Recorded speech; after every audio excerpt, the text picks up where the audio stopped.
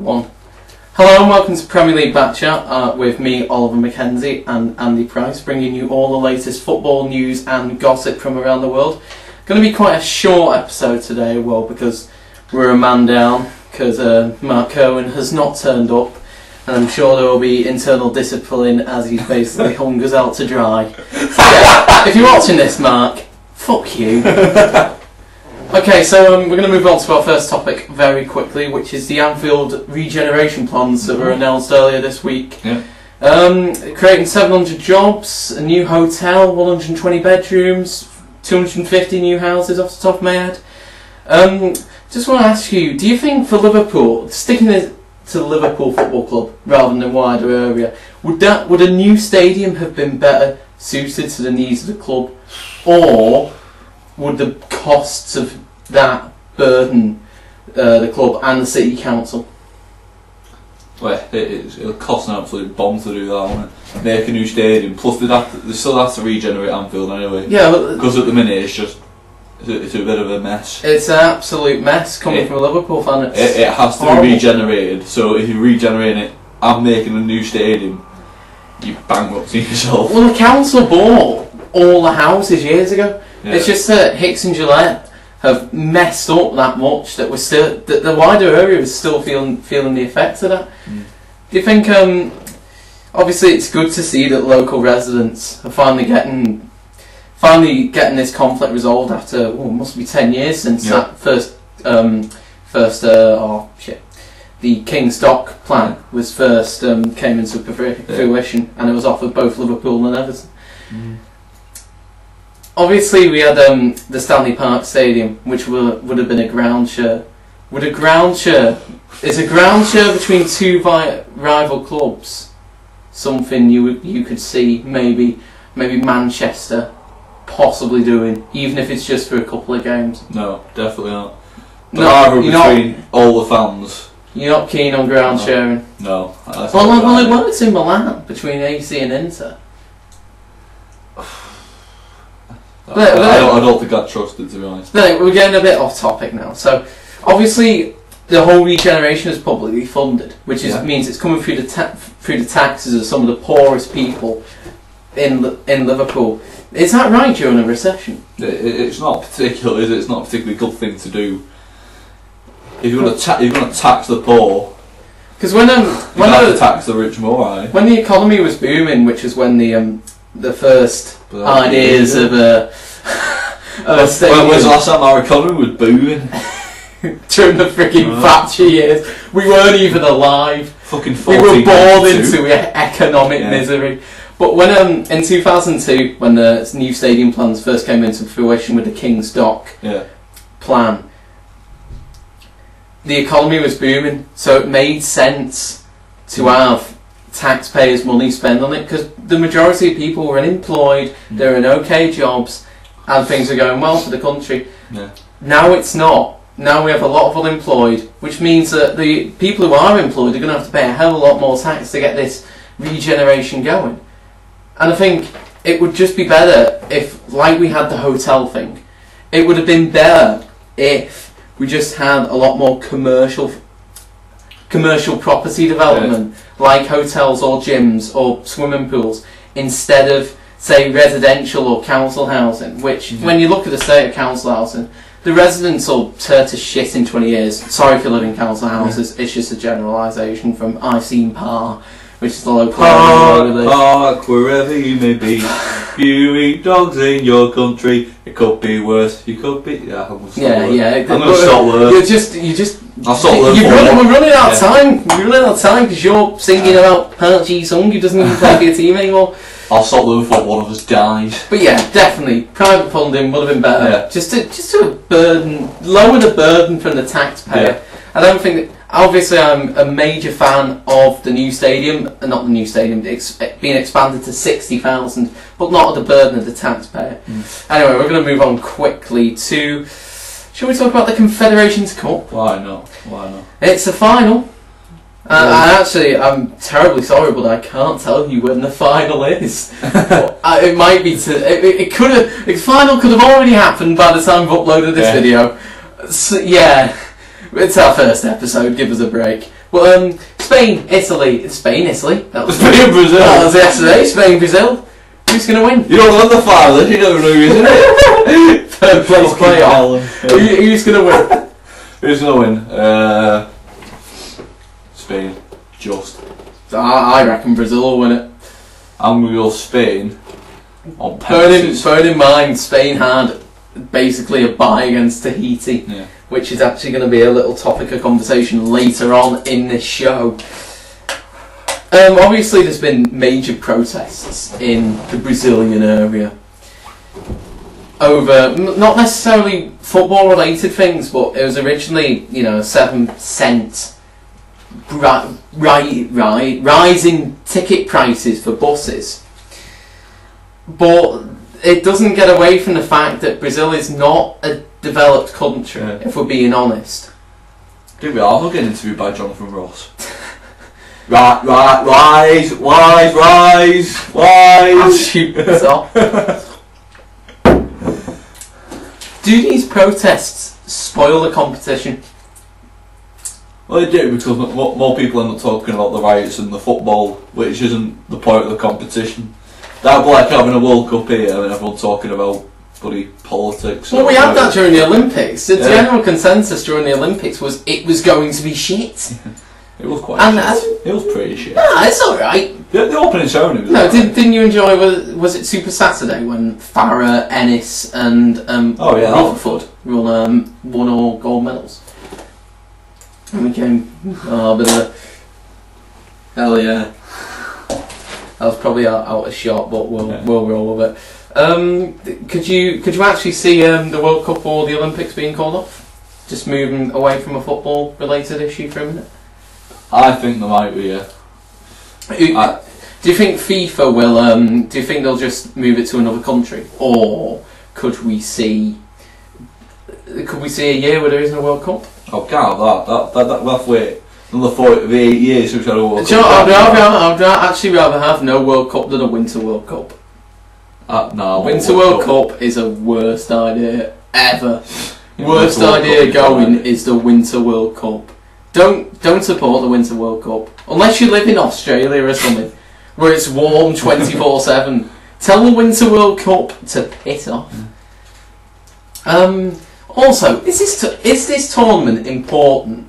Is it one worth winning, or do you think that's a very English attitude to take, considering we've never been in it because we haven't won something during the duration that the Confederations Cup has been a thing? You want to win a cup, don't you? No matter what it is. Yeah. Especially when it's a national cup where you've only got the European Championship and the World Cup. You want to win something. I rate Super Cups. I think Super Cups should be taken with much more value in this country. Like the youth tournaments. The reason... It's not... Stuart Pearce had to go with the youth players. It's not the youth players' fault. It's the fact that we as a nation don't take that tournament serious enough. We didn't have Luke Shaw, we didn't have Wilshere, we didn't have Sterling. Our best player was Tom Ince. Who's a good player. Yeah, he's a good player, but no offence. He's been playing... He's coming up against the likes of Balotelli, who's playing in that tournament. And then he goes to the Confederations Cup and he scores for fun. Because Balotelli's been in great form since the start of the Confederations Cup. And in fact, ever since he's left Man City, I don't know if it's a Man City effect, I'm sure you'll try and theorise that, but he's been a much better player. He's been seriously knocking the goals in. So did you enjoy the Confederation Cup then? Did you watch any of it? I've watched some of it. To be honest, I've been more bothered about Wimbledon than I have the Confederations Cup.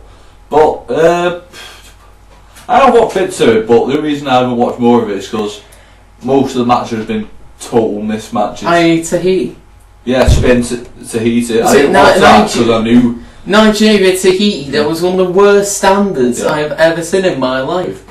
It's just absolutely awful. But fair play to the Tahiti team, because he didn't choose... Well, he went into this tournament on merit. And, well, he got battered, but who expected anything differently? They tried the hearts out, and I think that deserves recognition. That was like American Samoa. Yeah. 34-0 in the World Cup qualifying. Oh, Archie Thompson has more goals than caps because he had one cap, but 19 goals. Anyway. It's only time a football commentator's been able to say, and here's number 20 with number 20. Oh, you could tell Taibbi was in net for the Samoans. They would have lost 50-0 then. Oh my god, Massimo Taibbi. I couldn't think of a few other names for him.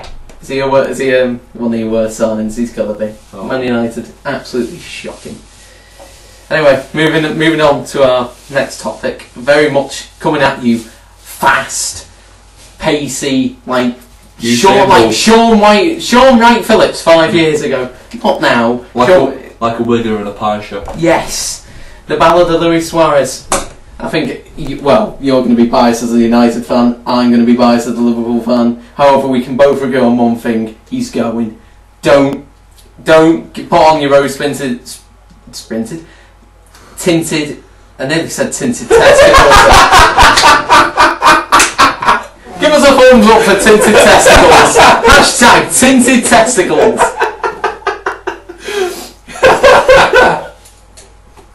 Rose-tinted spectacles that he might stay and he'll have a brilliant season next season because he had a good one last season. Because if he's not gonna...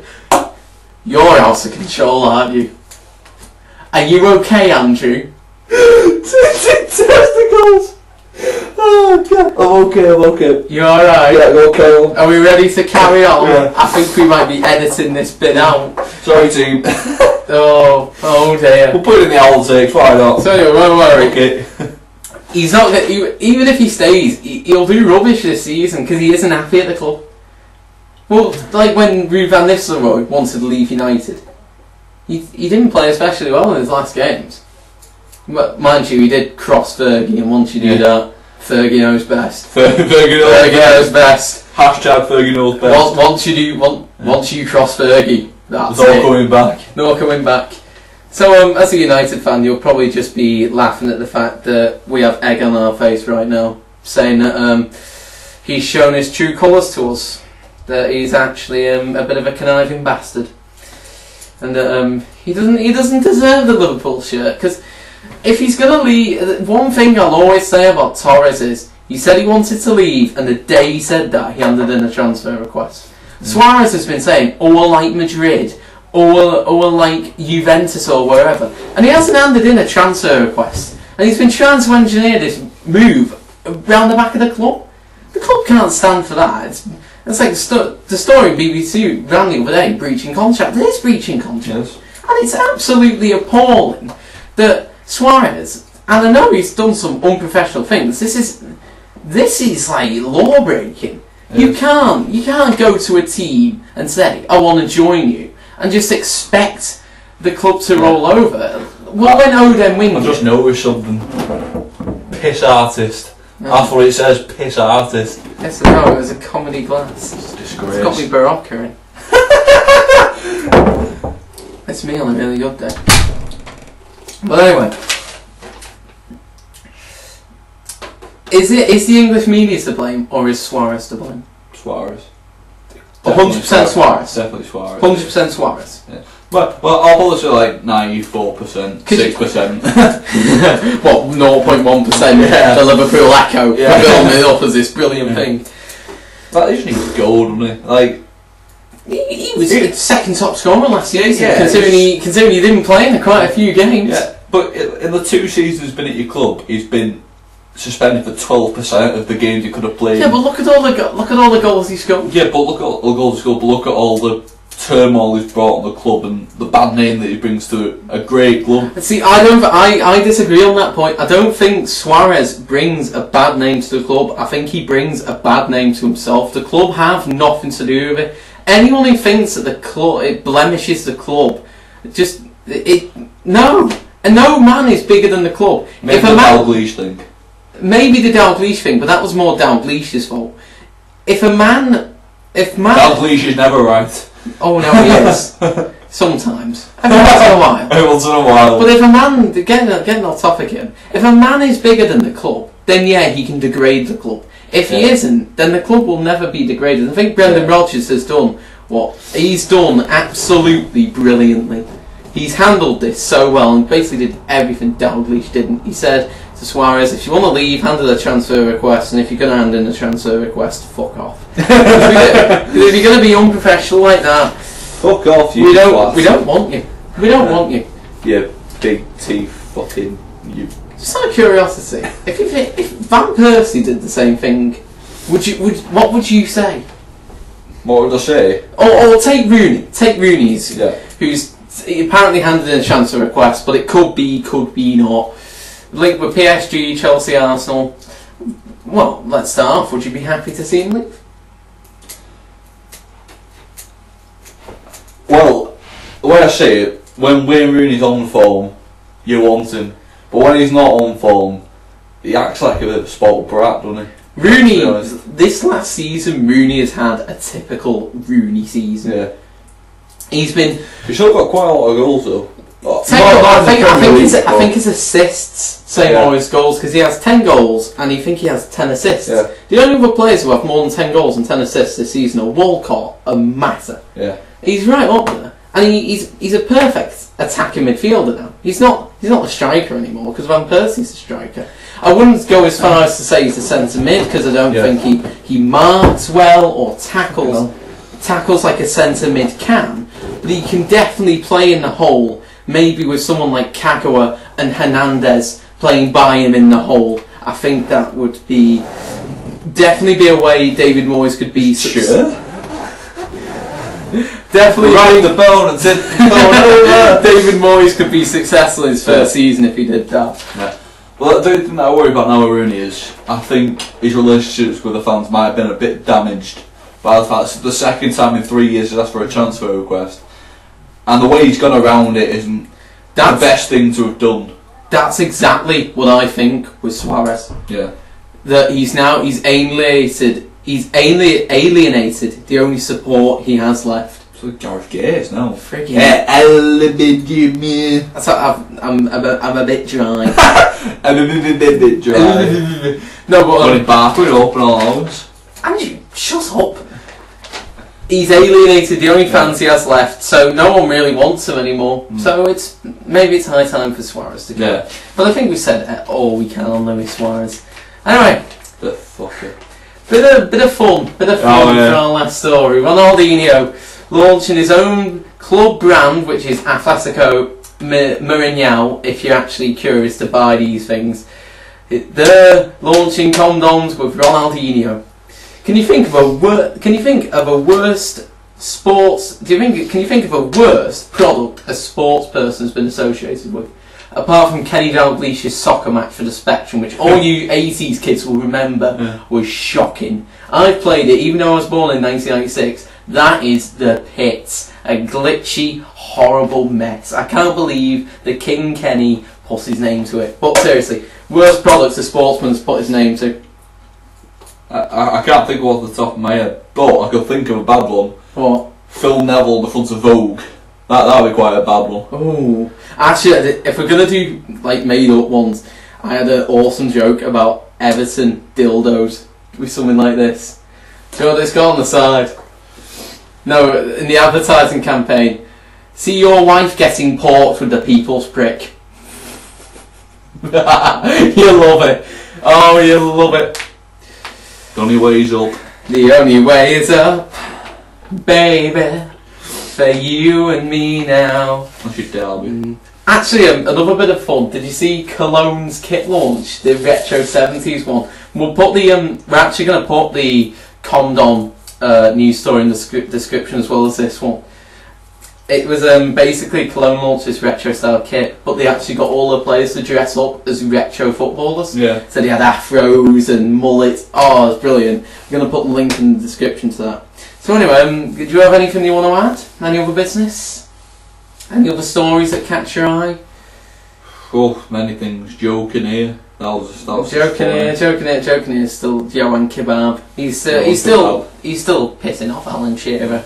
You don't shit on your own doorstep, do you? Yeah. And Joking here took a giant shit on his own doorstep by pissing off Newcastle fans and then insulting their favourite son. Why? I wasn't going to bring up Joking here today. I think he's old news and an overall shit manager, but he doesn't. You can't do that. You can't do that to your own fan base. He's only been in the job for a week now, so he's already done a Suarez. Pissed off the only people that have some affection to him, and it's a very little affection. Yeah.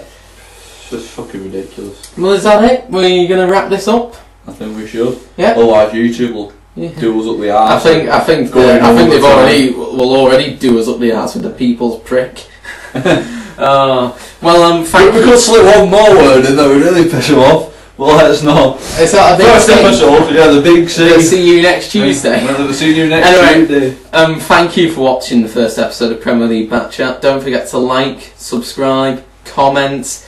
Like us on Facebook, Premier League Backchat. Friend request on Facebook. Yeah. Marriage request. Fucking follow us on Twitter at PLB Official. I've been Oliver Mackenzie.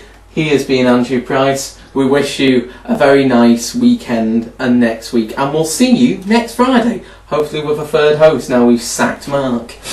See you later, motherfuckers. We're a bit over time, but we can get away with it. Yeah, but don't forget we started. Yeah, we started first. Take the 20 seconds off, it's like 20 minutes something. Yeah, we'll be alright. I want to see my laughing scene. Can we skip it to that bit where he said, oh, it's a tinted test?